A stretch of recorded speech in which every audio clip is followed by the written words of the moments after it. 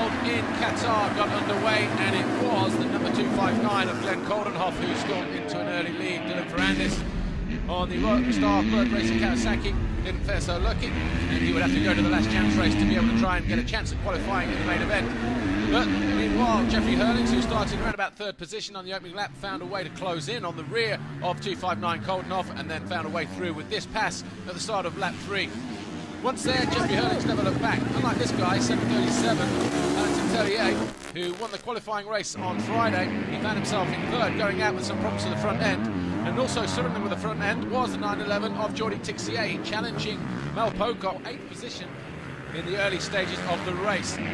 Meanwhile, Glenn Coldenhoff found himself coming under pressure from Christophe Charlier. They were in second and third position. That's where they would finish, but the win would go to Jeffrey Hurlings on the Red Bull KTM.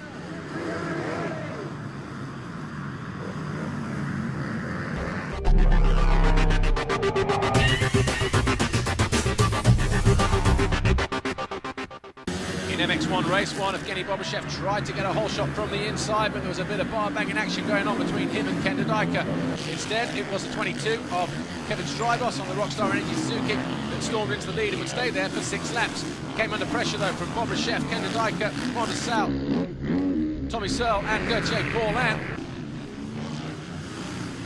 Tony Cairoli started 13th on the first lap and then started to work his way through, passing the likes of Gauthier Paulin, Tommy Searle, Ken Dodika, and a few more en route to an eventual third place finish. But Kevin Strybos, he led and then made 2 mistakes in consecutive corners and went from first to third on lap 6. And he found himself in a bit of a battle then, trying to hold on to a top 5 position. This was the moment Ken Dodika found himself coming under pressure and passed for the lead by Commander Sal. And Gauthier Paulin, who started in 7th, had an up-and-down race, eventually coming home in 4th place. Tony Cairoli made this move on Evgeny Bobashev to storm into 4th position, but it was a win for Commander Sal.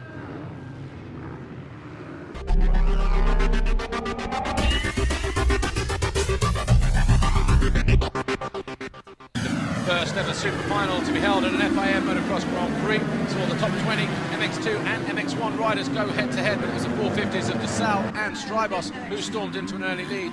Tony Cairoli didn't waste any time, though, getting into second position, and he harried the 25 Commander Sal in the early stages of the race, eventually finding a way through on lap 5 with quite an aggressive move. Jeffrey Hurlings was the lead MX2 rider, and for a while he was sitting in 5th place, but eventually he went down to finish in 7th.